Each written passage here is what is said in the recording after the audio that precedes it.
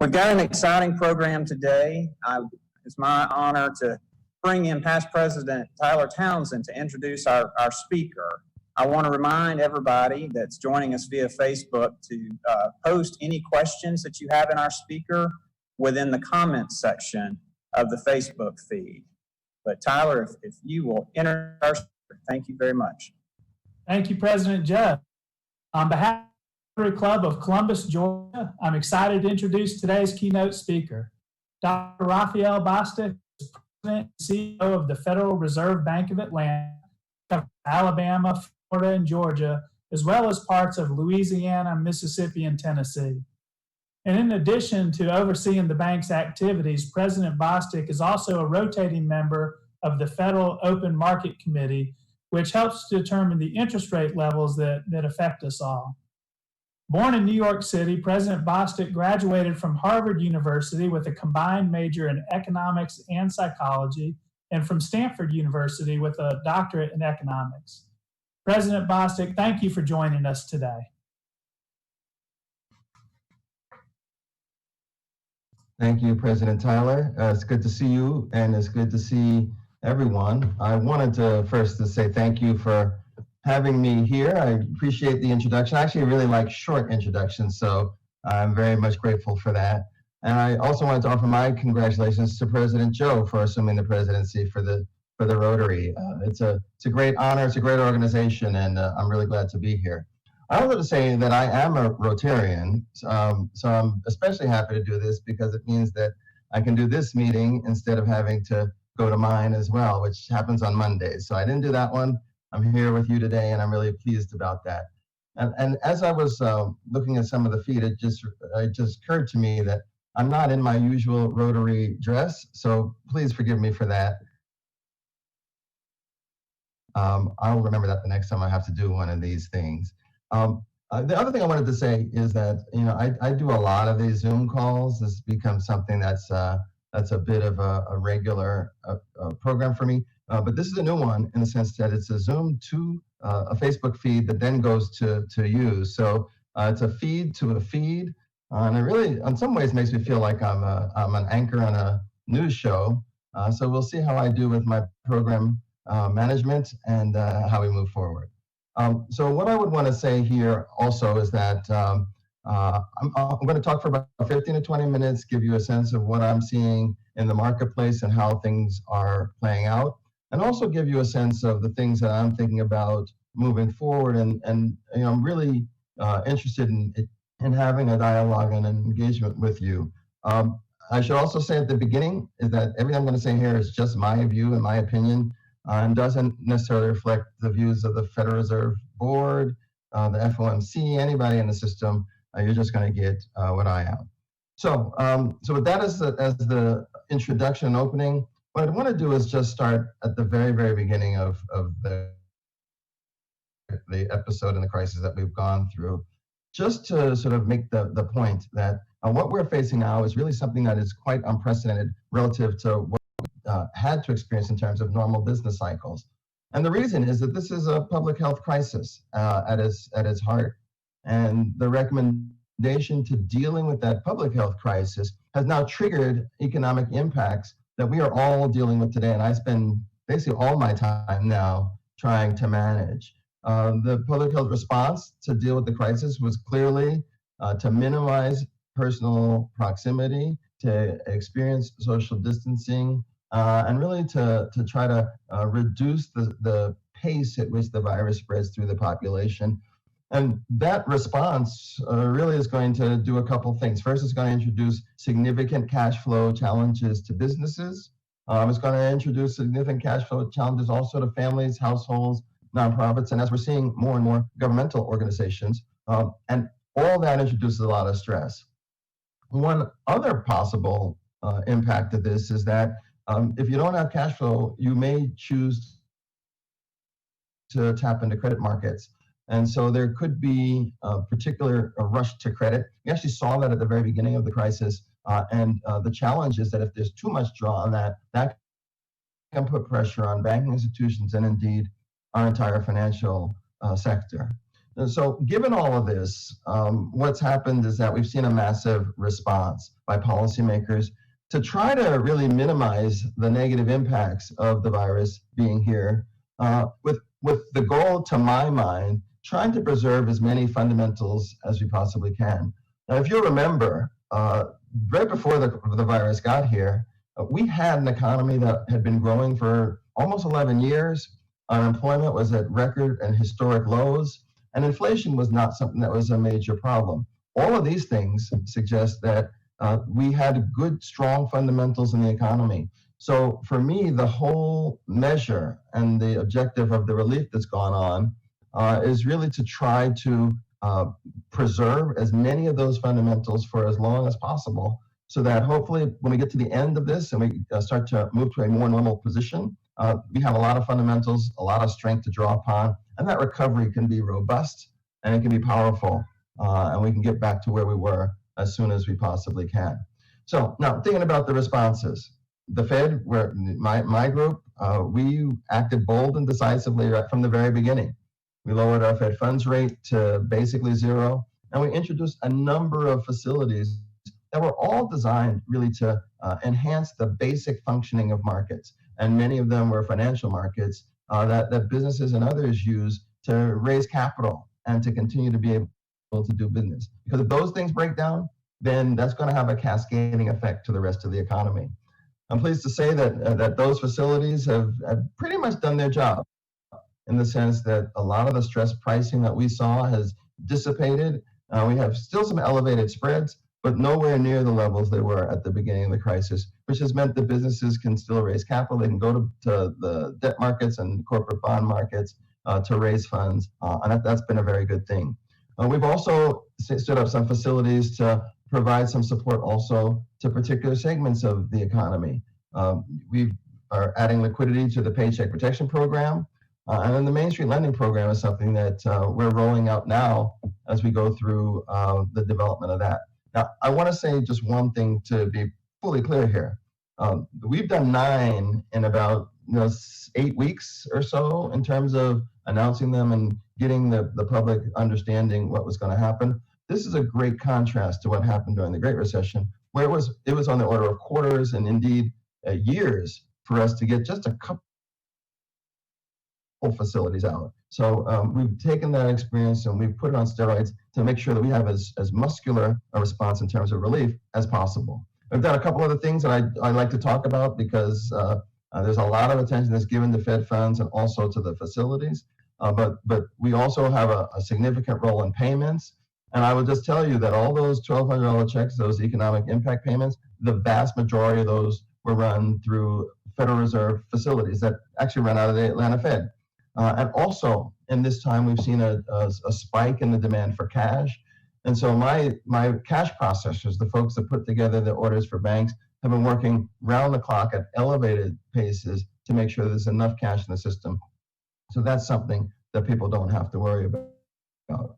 The last thing I would say for what we have done as the Federal Reserve is really emphasize the fact that we are a bank regulator. And so we've been engaging with our banking institutions and really trying as much as possible to encourage them to be a strong pillar of a solution approach. Get that capital out, work with your customers to find some ways to forbear or maybe restructure some of the lending. And by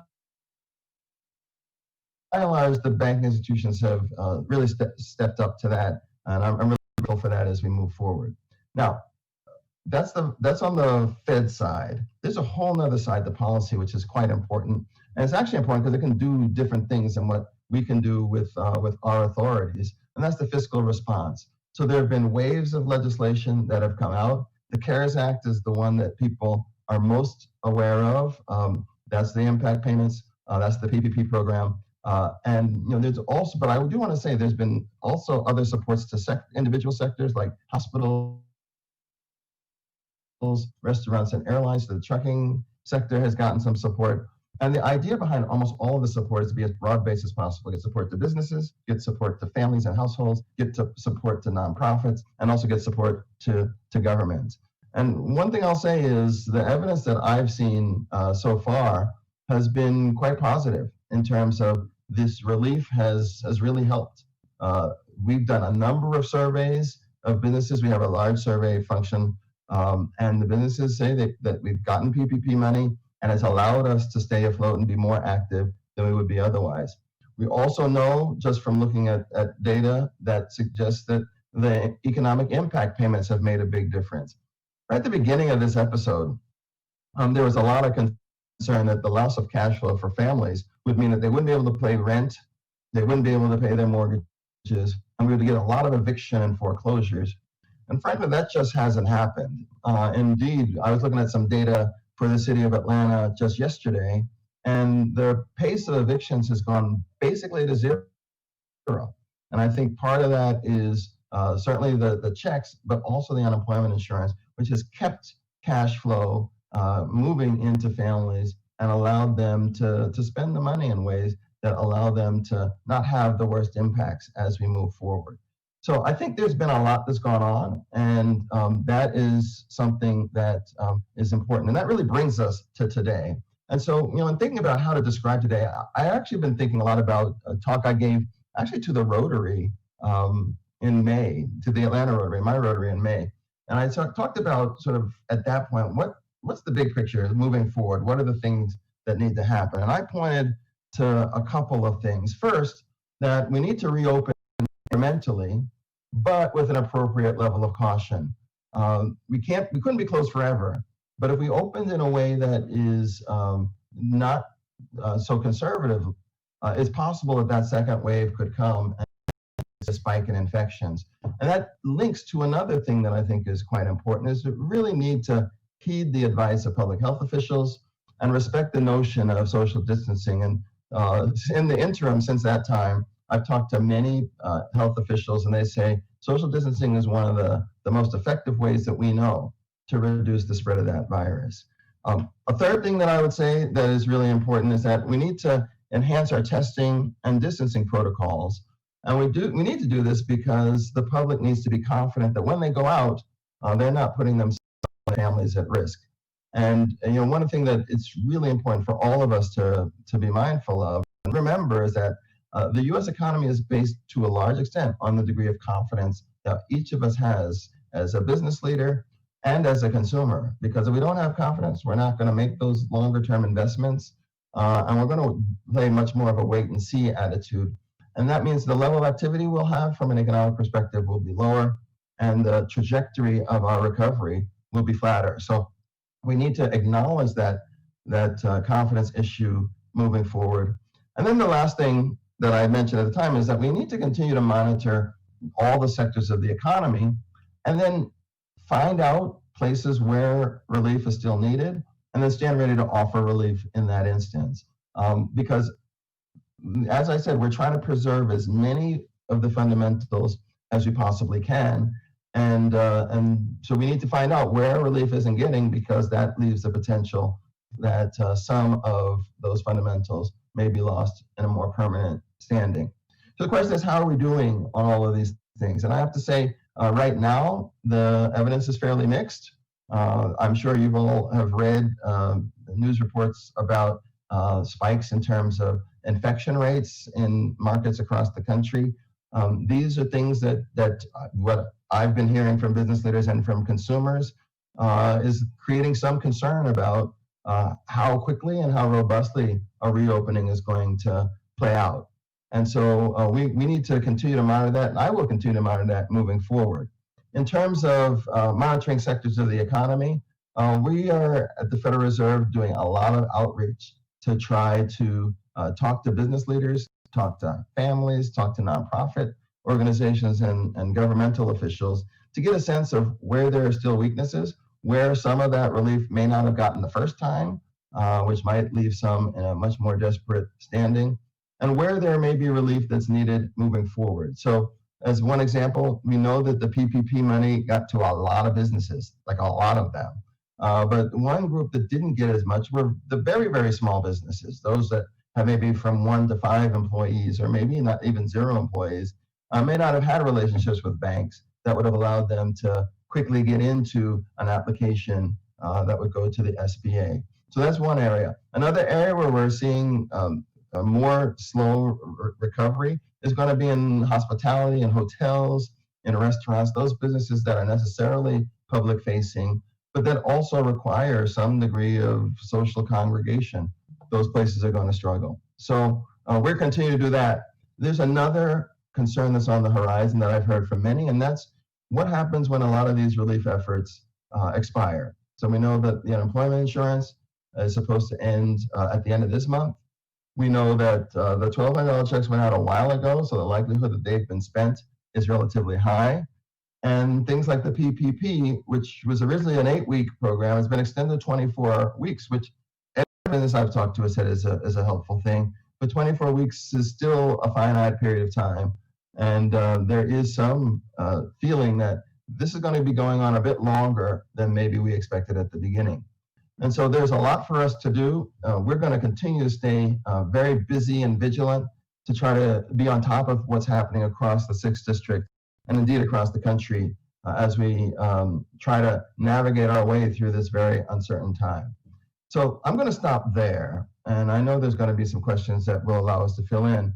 But what I would do is just ask that we put up a slide on how to stay in touch with us.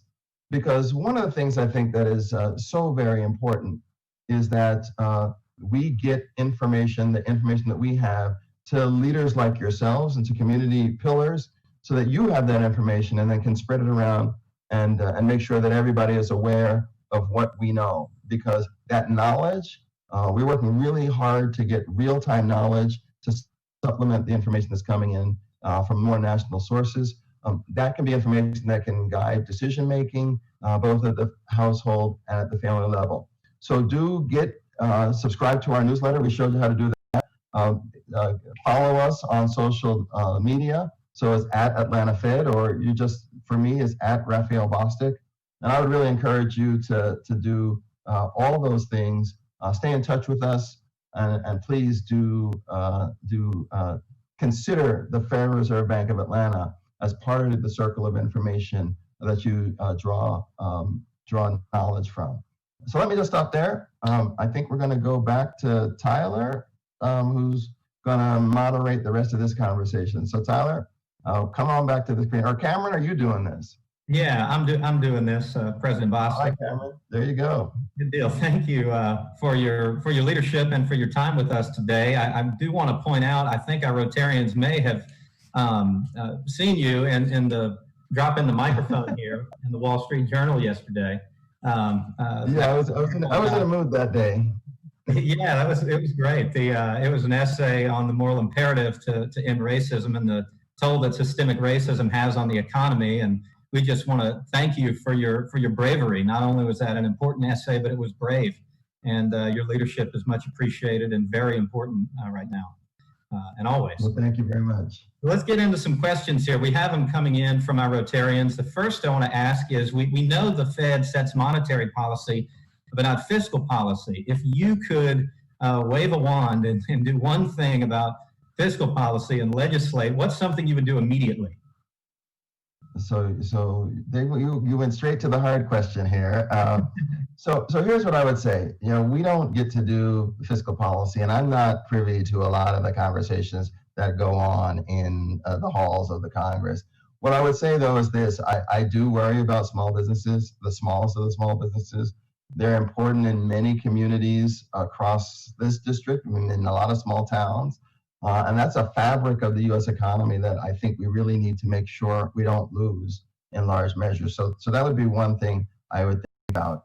Another area that I think is important to think about support is those sectors where we think the recovery is going to come a bit slower, because if we just turn the spigot off in terms of getting relief to those families and those businesses, the losses that we've seen thus far, which have been substantial, are going to become permanent losses. One of the things that is really been important is that when we implemented the shutdown, we knew the economy was going to contract, and we knew it was going to be bad. We knew the numbers were going to be bad. The question, though, it really became sort of how should we think about the relief in terms of allowing many of those job losses to be temporary rather than permanent. And so as this goes on longer and longer and longer, the likelihood that some of these job losses are going to become permanent goes up. And that's one of the things that I think we definitely need to think about when we look to where relief might be best deployed. Well, on that note, what trends do you anticipate for that employment recovery? You mentioned permanent job losses, but what about the changes in the future of work or the skills or education required moving forward? That's a very interesting question, and it's a difficult question. So, because there are so many moving parts. On one hand, you Cameron, you mentioned some of the structural changes, right? So that I was talking with some business leaders earlier, some bankers earlier, who said, the COVID crisis has put stress on us, and it's caused us to think about our investments and maybe accelerated the pace of some of the changes that we were going to do anyway that have implications for how many jobs you need and what kind of jobs you need. I've talked to business leaders, say in restauranting, who said, we may have been in an overcapacity situation, and the virus is now going to trigger sort of a reshuffling of the entire sector. So we may wind up with 10 to 20% fewer restaurants as we look forward. And then, I think about what we've done in terms of the role of technology, right? So, we're the Fed, so we're not at the cutting edge of pretty much anything. But what's been useful for us was the COVID introduction has forced us to think about and rely on technology in ways that I don't think we would have been comfortable doing at this scale before. And it's given us a different understanding of the types of things that you can do remotely, and it's changing our thought about how many people we need to have in the building, how much work can happen remotely. And that is also a very significant structural change. Let me tell you just one story. I was talking with a hospital administrator, and he was saying that this COVID crisis has increased the level of their use of telehealth by like 10 times. They were at like 3%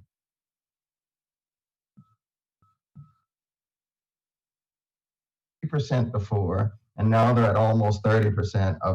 It's made them rethink the need to build a parking structure. They're like, now we're pretty sure not that many people are going to need to come to the hospital, so we can change our whole investment structure moving forward. So there's all these things going on at the same time, which makes it very difficult to know what the trajectory of jobs is going to look like in that medium term. I'm still hopeful that a lot of the jobs that have been lost will turn out to be temporary. So, 22 million about in April and May. We've got 7.5 back now. I'm hopeful by the end of the year we can have a great many of those back, and we're going to just sort of pay attention to how things evolve, and we'll change our expectations as we get more information. Yeah. So, what do you think the most permanent change in your job might look like as a result of this? Yeah, I think this is it right here, in the sense that, I do a lot of public speaking. I was doing a lot before, but what was required in those days was I had to get on a plane, or I had to go on a 2-hour drive and do all those sorts of things, which meant that just from a logistics perspective, the ability for me to connect with and contact and talk with a lot of other people was just less. And now I'm doing, 3 or 4 of these a week in a way that just wasn't possible before. And so it's going to change my ability to like get my messages out and my understanding to people. But the other thing that I'm very sensitive to is it's very different to have a Zoom conversation than to be sitting next to you at a lunch table and being able to talk. So we're going to try, my team and I are going to try to figure out, how do you find that balance so that we can continue to have the interpersonal conversations and have the deeper connections that are so important for helping my understanding of how the economy works, but at the same time trying to get in front of as many people as possible, so that there's less uncertainty about some of the things that we're learning.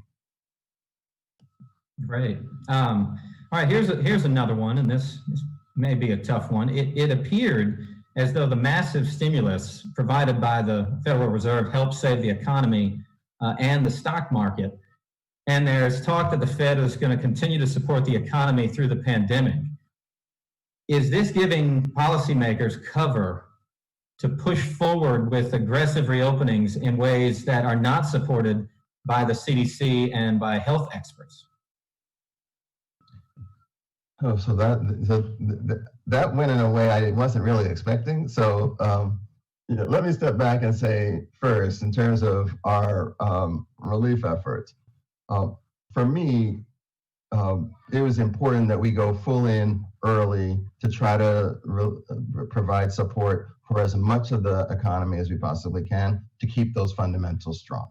And I think that is clear and is direct. And the basic idea for me was that if those stay strong, and then we take care of the public health issue, by the time once that's taken care of, then we're good to go. We got an economy that's well positioned to just take off and move forward. The complicating factor and the unknown that we had was, how was reopening going to go? And was it going to go in a way that we would be in a place where we're comfortable that we can just take off? And, to the extent that that doesn't happen, then the horizon for when we need support is extended, which then means the nature of our support is going to be interpreted differently. I was pretty hopeful at the beginning. I think that, just from hearing from business leaders and others, people are getting a little nervous and a little concerned that we're not seeing a smooth trajectory and that we're seeing ups and downs in ways that might suggest that that recovery is going to be bumpier and harder. I don't think our policies have triggered that at all. And in fact, when you hear people talk about this, almost none of them say, well, we should get going because the Fed has a facility, right? They're talking much more at a fundamental level about we can't stay closed forever, and so we need to move forward. And frankly, we've seen in this country, we got 50 states, we got 50 different approaches to how to do that. And one of the things I'm hopeful for is that we'll learn in fairly short order those places that have been most effective and draw those lessons out and have them applied more broadly. Yeah, what do you hope policymakers and the rest of us learn from this crisis? Well, there are a couple things. So one is that we're all in this together, right? So one of the aspects of this crisis, which has been different than, say, even the Great Recession triggers, is that this wasn't just one sector. This wasn't one part of the economy. It wasn't a couple of actors who were making risky decisions. This is something that hit all of us. And really, to me, sort of emphasized the connectivity that we all have with each other, and really says that we need to be thoughtful about how our actions have impact in the positive and the negative, potentially, with all the others around us. And that's a lesson I think that is really important. And in all the discourse that we've had, sometimes I've despaired a little bit because it seems like they're still finger pointing, I guess, you guys and us guys. And it's really all of us together. And I think if we have that lesson and that becomes an enduring outgrowth of this, I think that'd be extremely positive. The second thing I would say is we need to really understand that the public health aspects make this different. This is not a garden variety recession. And because of that, I think our thinking in terms of sequencing of policies needs to be different, and really approach this as a really special case. Hopefully a case we'll never have to see a situation with so unprecedented. I don't have mathematical models or economic models that explain how people behave in a pandemic, right? Which makes my job a lot harder, which makes my team's job so much harder. So I'm hoping we don't have to go through that again, but I hope we do draw out some of the lessons about our collective interest in success, and also the important role of technology, and that we can still do a lot of things because we've positioned ourselves in such a positive way. Yeah, you hit on something there. What can we do to make the economy more resilient to these shocks? We call them shocks. Something unexpected and damaging seems to happen every 10 years or so, even though this is, as you said, of course, brand new and different from the traditional shocks, as we call them? Yeah, so resilience is, so it's interesting. Our bank has taken on as a strategic priority improving economic mobility and resilience. And when it's funny that you asked the question the way you did, because when we started talking about this, we were much more focused on the mobility side and not as focused on the resilience side. And they're really not the same. And the things you need to be resilient aren't exactly the same things as you need to be mobile, economically mobile. And so we're rethinking about this at a bank in terms of how do we rebalance our emphasis of these two aspects of an important. And so what I would say is this: one, I think we need to really pay attention to our relationships. Right. So I mentioned earlier businesses' relationships with banks, and recognizing that there's an art to this. And that it may be in our interest to be willing to sacrifice some short run in the aim of promoting a more resilient long run. A second is that we all, I think, would do well to become much more agile in our skill set and our willingness and adaptability to change. Because as you noted, Cameron, change seems to be coming faster. And if it comes faster, we'll all be better if we are more adaptable and more able to respond in real time to how things move. We're actually on an agility journey at our bank. That's one of the reasons why we can do this technology so well, but it's a struggle because it is a very different mindset relative to sort of where we've been. And so I think those two things, becoming much more adaptable and much more agile, it's a really an important part of this. Excellent. What do you think in terms of the cases rising? And do you see more shutdowns coming? Do you see, what other stimulus might we need? So the cases rising has been interesting. I think, so let me say one thing to start.